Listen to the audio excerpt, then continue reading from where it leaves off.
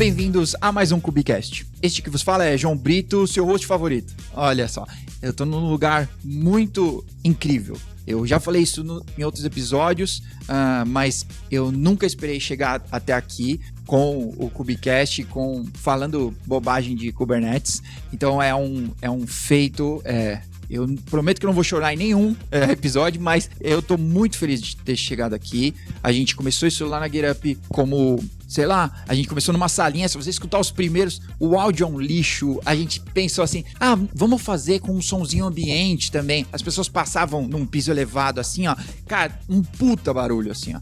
Então, tipo, não, mano, que ideia.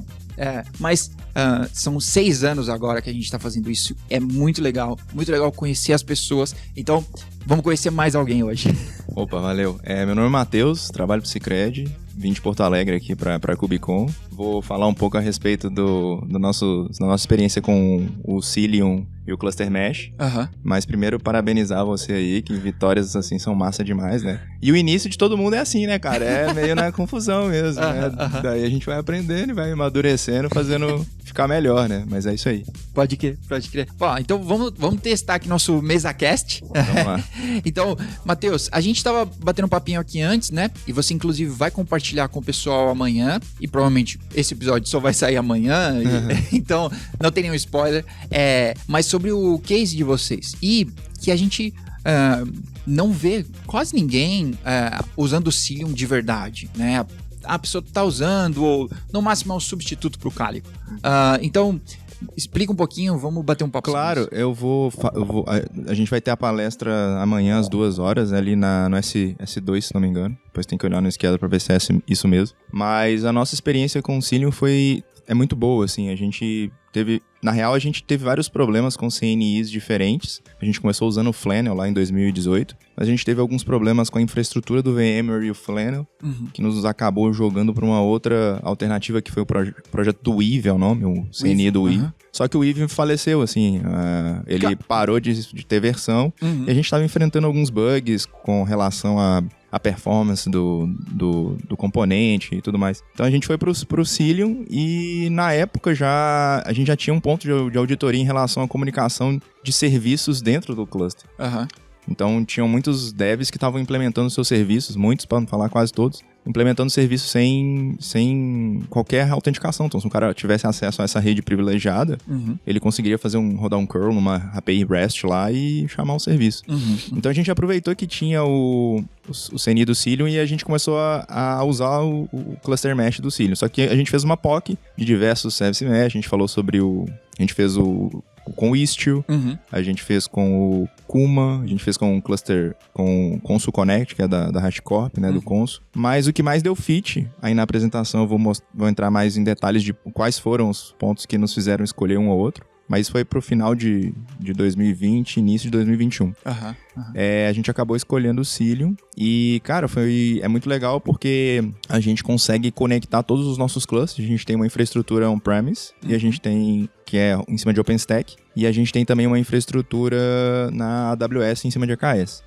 Então hoje a gente tem a possibilidade de ter serviços rodando e através das políticas do Cilium, no Cilium Network Policies, a gente consegue filtrar esses acessos de serviço para serviço. Lá no Sicredi, a gente tem uma coisa que chama Dev Console. E a Dev Console, ela é tipo um portal do desenvolvedor e dos DevOps de uma maneira geral. Então, quando alguém precisa criar alguma aplicação, alguma API, ele entra na Dev Console, cria essa API, e esse criar API já dispara a criação de repositório no Git, o cara escolhe o template dele, eu quero desenvolver minha API em Java, usando sei lá, Micronaut ou Spring Boot, sei lá.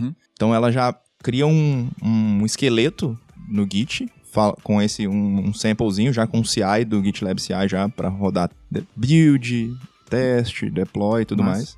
E dentro dessa console, da Dev Console, que é uma interface web, mas ela é muito mais que uma interface web, o DevOps, ou o Dev, consegue controlar ali os fluxos, consegue controlar a utilização de recursos, consegue controlar HPA, anotações, e também a parte de segurança de solicitar e acessos da API dele para outras e também receber solicitações de outros, né? Então tem até um workflow, quando alguém pede acesso de uma API para outra, isso vai para os donos da API, os devs da API, eles podem aprovar ou rejeitar o acesso, e aí o acesso efetivamente é liberado.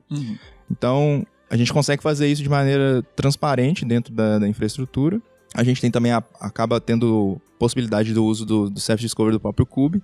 Então, como a gente tem as APIs implantadas tanto na AWS quanto on-premise, só pelo nome da API ali, o próprio Cilium Cluster Mesh, dentro do Cluster Mesh, já consegue achar onde é que está aquela API e conectar e mandar para o cluster certo e fazer o processo de validação do acesso também. Então, foi uma infra bem...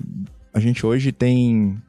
Eu vou falar sobre os números ali, mas a gente tem, claro, os números flutuam um pouco, mas a gente tem mais de 7.400 pods rodando, mais de 500 nodes de EKS e Kube on-premise. Então, só um detalhe que eu acho todo é legal, a gente conseguiu fazer todo o processo de automação dessa configuração. Então, isso é uma coisa que eu vou falar lá na palestra também, porque tem algumas... Para quem está configurando o Cilium com Cluster Mesh, tem alguns detalhes importantes. E esse processo de automação foi todo feito usando Terraform e Ansible. E a gente consegue fazer os ajustes nessas configurações, subir de versão de maneira bem tranquila, assim, sabe? De maneira bem transparente para os usuários, enfim. Então ficou uma coisa legal, eu acho que vai valer a pena compartilhar com o pessoal e também, claro, trocar informações, que eu acho que a KubeCon é isso, né, cara? É ver como é que as pessoas estão fazendo e... aprender pra caramba, né? Eu tô aqui, nesse é o segundo dia, cara, e o que eu já vi de coisa nova que eu não tinha visto, sabe? E isso enriquece demais. Então a ideia também é justamente trocar essa ideia lá e pegar novas ideias pra poder implementar também, se fizer sentido, né? Boa. Tá bom. Eu sou um ávido crítico do multicluster e eu não tenho muitas oportunidades de falar com pessoas que estão usando o multicluster de verdade, né? Porque eu costumo dizer que muita gente usa muitos clusters, não multicluster, né? E o Cilium tem essa cluster mesh que você estava falando, né? Que ele vai permitir, né, que você integre os clusters, né? E mais difícil ainda porque você está fazendo do on-premise para a nuvem, né? Não é só entre nuvens, né? A gente falou agora há pouco, os caras da AWS, Azure ou CI estavam aqui, mas on-premise para a nuvem tem seus complicadores, né? Sim, bastante. Então, eu queria que você falasse um pouquinho como isso funciona para vocês, né? Conectar esses clusters e talvez algumas dificuldades, assim, e depois o pessoal pode pegar mais detalhes. Eu vou pôr o link aí da sua apresentação depois. Beleza, não, a gente discutiu sobre multicluster lá no início, lá em 2019, quando a gente começou a usar mais fortemente o Kube lá dentro do Cicred, né? Então a gente decidiu por uma abordagem multicluster porque a gente queria ter perfis de clusters específicos para determinadas aplicações, né? Então a gente tem, sei lá, hoje a gente tem a possibilidade de ter um cluster de infraestrutura, onde esse cara não está conectado no mesh, mas ele tem coisas de tipo Greylog, coisas que a gente usa para infra, né? E a gente tem as aplicações de negócio, onde a gente pode subdividir isso até em clusters de maior criticidade, clusters de menor criticidade. Então, a gente foi por essa escolha do multicluster justamente por a gente ter essa maleabilidade e justamente achar perfis de aplicação para poder botar nesses clusters. E aí, obviamente, que depois veio a Amazon, o serviço da AWS com o EKS, e meio que isso já ficou natural, porque a gente tinha aplicações, a gente teve um processo de modernização da plataforma, que lá no Cicred a gente chamou de plataforma digital, que acho que todas as instituições financeiras do Brasil chegaram a fazer isso em algum momento. Então a gente começou a usar a AWS, começou a usar uma outra maneira de desenvolver, uma coisa mais livre, assim, o desenvolvedor ter mais o poder sobre o que ele ia usar, né? Antigamente no Cicred, o Cicred tinha uma stack definida, você vai desenvolver Java EE, vai funcionar em cima do Oracle WebLogic, se você precisar fazer algum tipo de transformação, tu vai usar o Oracle CFS Bus e tudo mais. Então, tipo, aí esse processo da plataforma digital meio que quebrou isso, não, a gente tem várias formas de fazer isso. Então, hoje, o Cilium veio com a ideia de justamente ter essa visão única. Então, isso que você comentou é verdade. On-premise para cloud providers é uma coisa que a gente teve diversas dificuldades na hora de fazer essa implementação. Lá na palestra também eu vou dar uma explicaçãozinha de como é que é a nossa infra, assim, um alto nível. Então, mas basicamente a gente tem o AWS Direct Connect, então a gente tem um link dedicado nos nossos data centers com a AWS. E a gente consegue ter umas latências muito baixas com o data center de São Paulo. Parece até uma extensão local, assim, de tão boa que é, de tão forte que é o link, sabe? Mas, igual a gente tem um monte de componente de rede nesse meio do caminho, né? Eu tava até comentando, e eu vou comentar sobre esses problemas que a gente enfrentou na implementação disso. O mais latente deles foi um problema com o Firewall, que a gente usa o Firewall da Palo Alto. E o Cilium usa o VXLAN, né? Que é uma implementação para a comunicação interna dos pods ali. E ali tinha um bugzinho da Palo Alto que, quando via um fluxo VXLAN, ele começava a dropar uns pacotes. E aí a gente, caramba, o que tá acontecendo, né, e tal. E ficamos, assim, junto com o time de redes, né, de segurança de redes, a gente ficou vários meses nisso. Até eles aceitarem que era um problema em redes e aí resolveram. Cara, 15 minutos. O que eu vou te dizer? Foi mais ou menos assim. A gente teve um colega nosso lá, que é o Maicão, um abraço pro Maicão, se você estiver vendo, que o cara é um gênio, assim, e ele tirou da cartola a parada. Ele começou a investigar e falou, cara, eu tô achando que é isso aqui. E era dito e feito. Tinha até uma nota da Palo Alto falando sobre como resolver. Eu não entendo nada de Firewall, mas tinha que aplicar uma policy lá, pra fazer isso funcionar e tal. A gente teve outros desafios também, tipo o Cluster Mesh na versão 1.12. O Cilium agora saiu recentemente a versão 1.15, até tava na apresentação ontem.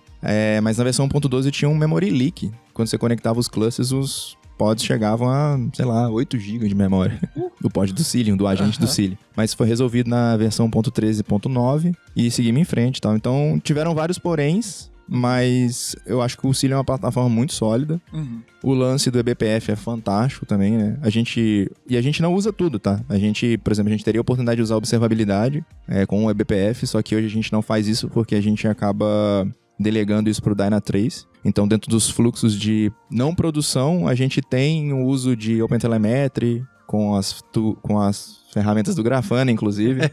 Com Grafana Tempo e tal, o pessoal tá começando a experimentar lá e é fantástico, assim, funciona, na minha visão, até melhor que o Dynatrace. Só que, enfim, o Dynatrace, ele tem uma questão que é a simplicidade, né? Então, você coloca um agente, ele introspecta tudo. Só que, por outro lado, você tem uns outros problemas, que é tipo assim, eu tenho uma aplicação escrita... dinheiro. Além disso, você tem... mas é bastante caro, mas você tem outros problemas, tipo assim, eu tenho uma aplicação em Quarkus que eu vou gerar código nativo. Cara, acabou. Tu não consegue introspecção em cima disso. Não tem, um agente do Dynatrace não vai funcionar em cima de Quarkus GraalVM compilado, entendeu? Como é que faz? Daí eu não vou usar uma tecnologia que vai me ajudar bastante, que vai diminuir o meu problema, porque aplicações Java tem isso, né? Quando vai subir, vai fazer pré-compilação, então demora a subir, usa uma CPU, dá um spike de CPU lá em cima, não sei o quê. E no código nativo não tem, né? Tu rodou lá, botou e tá rodando. Sucesso. Né? Só que aí a gente não pode usar essa tecnologia por causa da Dynatrace, enfim. Então, a gente tem uns embates com o time de monitoramento lá, mas essa parte do Cilium de observabilidade, junto com a parte ferramental do Grafana, também é uma coisa que a gente quer explorar. E acho que a ideia é a gente justamente conseguir mostrar pra galera que isso é possível. Fazer, velho, quem sabe a gente não começa a usar isso aqui. De repente, lá na frente, a gente consegue ter uma visão mais interessante de monitoramento. Assim, o Dynatrace é um ponto que o pessoal lá do Cicred gosta muito, porque realmente ele mostra ali incidentes, ele faz aquela análise, ele tem o que o pessoal fala lá de IA para poder, que é a palavra da moda, né? Para poder analisar o que tá acontecendo e tal. Mas eu acho que tudo isso poderia ser feito assim com uma infraestrutura nossa e até ter mais autonomia também. Mas enfim, são coisas que a gente vai aos poucos tentando mudar ali, né, na galera. Da hora. Eu tenho uma última pergunta, que você também falou um pouco sobre segregar e controlar aí os acessos, né, que inclusive vocês colocaram no seu portal, e muito legal chamar de Developer Portal e não chamar de Platform Engineering. Não vem com essa. Mas, então, de você dar, inclusive, essa possibilidade do usuário, né, vamos chamar os devs de usuário, do usuário poder pedir esse acesso, mas só que por debaixo você está usando o Network Policies. Exato. Né? Que tem muita gente por aí rodando tudo no namespace default. Não era para fazer isso, mas Network Policies, por mais simples que possa ser, pouquíssima gente aplica e coloca ali no dia a dia, porque talvez vai aplicar de forma tardia e aí vai tomar uma surra de início, né? Então, só pra falar, a gente usa o namespace default, tá? Mas editor, tira isso aí depois, eu só vou bola fora aqui. Mas dá pra explicar. A gente conversou sobre isso lá no início, né? Sobre o porquê, como usar isso.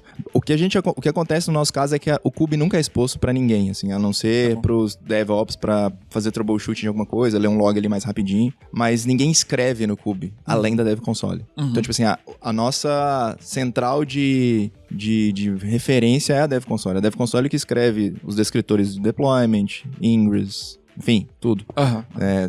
policies. Então, por isso a gente não achou que a gente estaria num ambiente de multiusuário, porque justamente a gente tem a Dev Console na frente que faz todo esse travamento. Tá. Então, por exemplo, na Dev Console, a Dev Console é uma ferramenta fantástica. Eu acho que eu vou sugerir o pessoal para depois, talvez em outras KubeCons, mostrar aqui, porque o que os caras fazem com a Dev Console é uma parada muito massa, assim, sabe? E os devs que trabalham lá, que inclusive que vêm de outras instituições, falam assim, cara, pô, que ideia bacana que vocês tiveram, como é que aqui a gente tem toda uma visão central do componente, a gente consegue controlar tudo. E eles têm perfis de acesso lá também. Então, tipo assim, você tem um dev, que é um dev mais júnior ali, que esse cara não vai ter uma série de permissões, tipo, eu não vou liberar acesso à segurança. Só cluster prod pra ele. Tá bom. Então, tipo assim, só coisas bem básicas, assim. A gente também tem um perfil de DevOps, que esse cara aí já tem um perfil um pouco mais de conseguir colocar recursos além da conta ali, limites e tal, aumentar o HPA, enfim. Também fazer parte dessas políticas de segurança. Então, tipo, é aquela coisa, né, cara? Eu acho que cada cenário é um cenário. Lá a gente escolheu fazer desse jeito porque a gente justamente tem esse controle na própria Dev Console. E é massa porque, tipo assim, tem auditoria disso, entendeu? Porque a gente tem que obedecer um monte de coisa do Bacen lá, de regulação do Bacen, né? Então, tipo assim, quem fez o deploy em produção, qual horário foi feito, quem autorizou. Sim. Até um conflito com o pessoal que às vezes, a gente precisa de agilidade, né? Pra poder lançar uma versão nova e tal. Mas não dá pra ter agilidade sem ter toda essa parte de auditoria, né? A gente pode fazer deploy a qualquer momento? Pode, cara. Mas alguém tem que ir lá e dar um ok pra que isso seja feito. E também tem algumas pessoas que podem disparar esse deploy, não é qualquer um, né?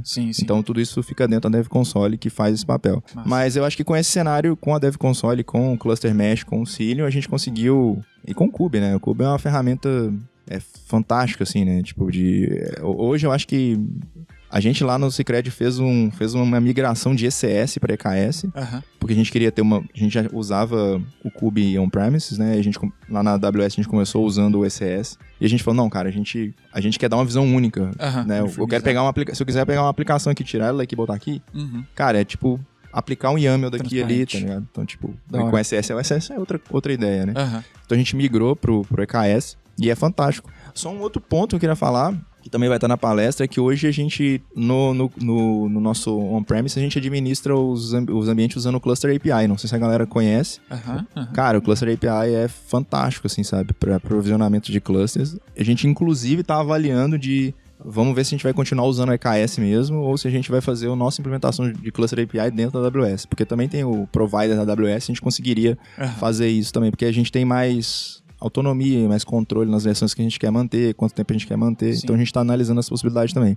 Mas, cara, isso é muito legal e vou estar compartilhando boa parte dessas informações lá amanhã também pra galera ver. Que da hora, que da hora. Olha, então provavelmente a gente está editando isso, você tá vendo isso no futuro e a apresentação do Matheus já aconteceu, tá?